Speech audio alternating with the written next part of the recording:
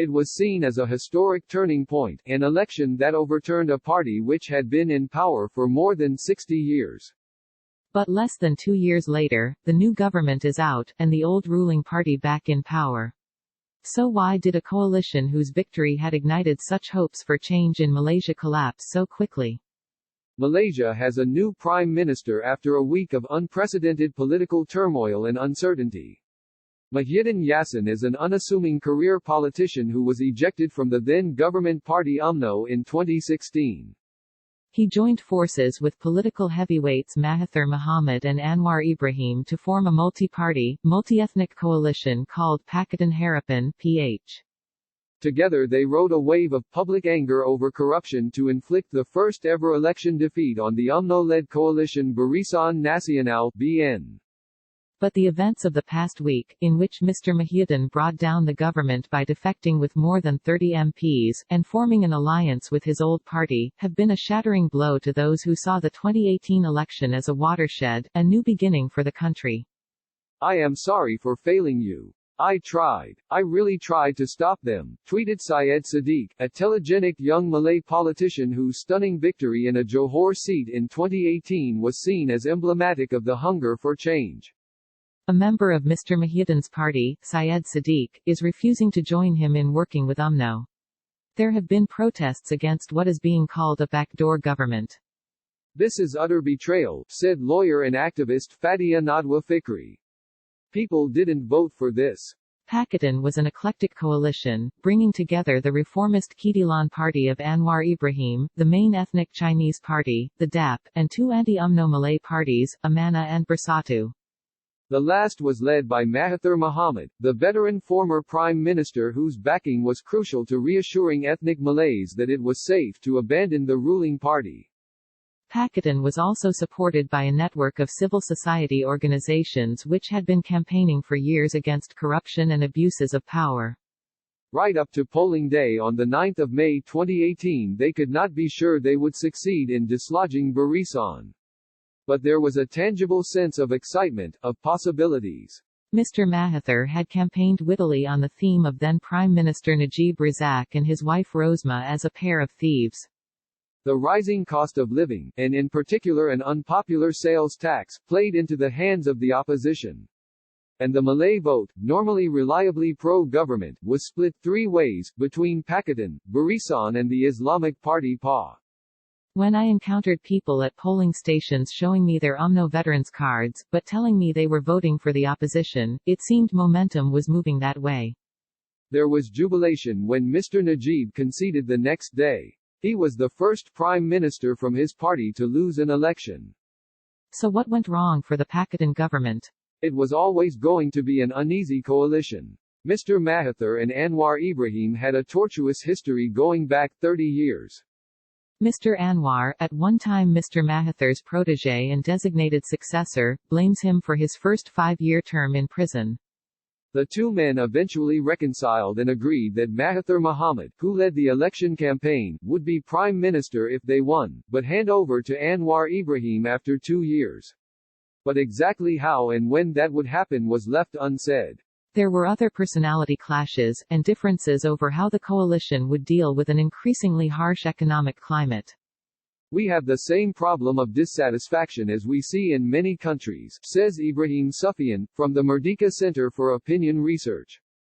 We have economic growth, but wages have not caught up with the cost of living, particularly among the Malay population, particularly among the young.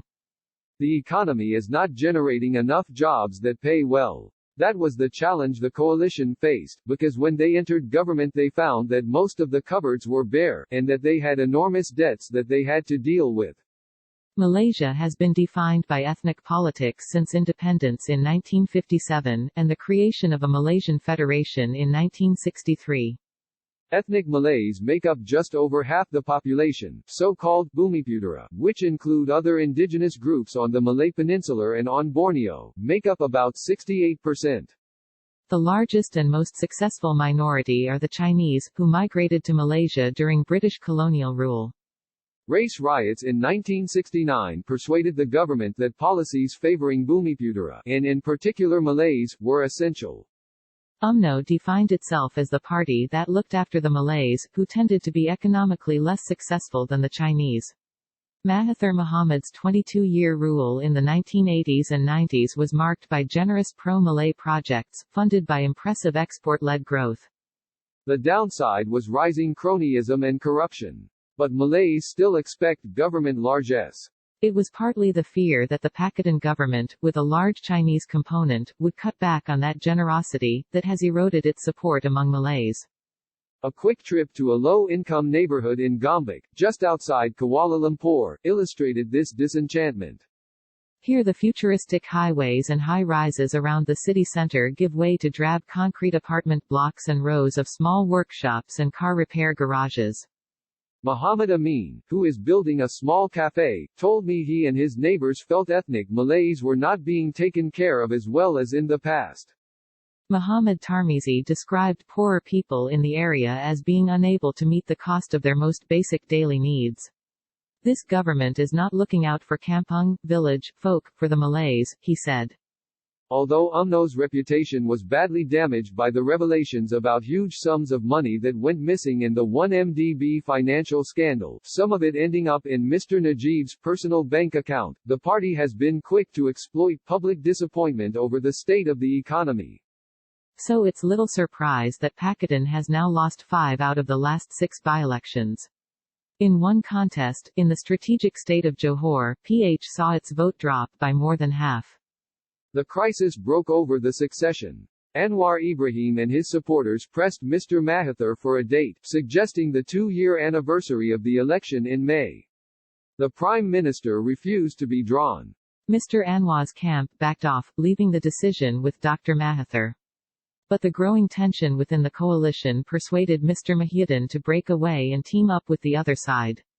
As with every previous crisis in the past 40 years, there was an overriding assumption, inside and outside Malaysia, that whatever happened, Mahathir Mohamad, the master manipulator, was pulling the strings, exploiting every twist in a bewilderingly fast-moving drama to ensure he came out on top.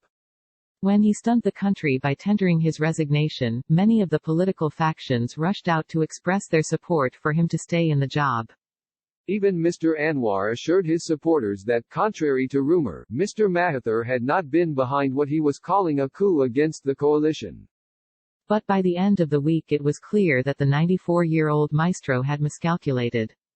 Malaysia's constitutional monarch, King Abdullah, whose role it is to invite a candidate to form a new government, declared that Mr. Muhyiddin had the numbers, and would be sworn in as the country's 8th Prime Minister.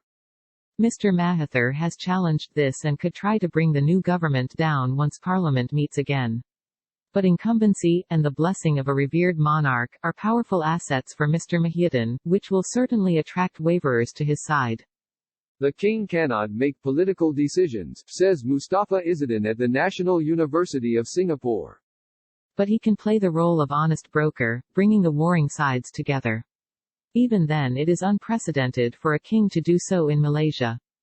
But Malaysian politics are in uncharted waters, so revolutionary methods may have been necessary. And the king may have seen Muhyiddin as the most trustworthy and steady of the candidates.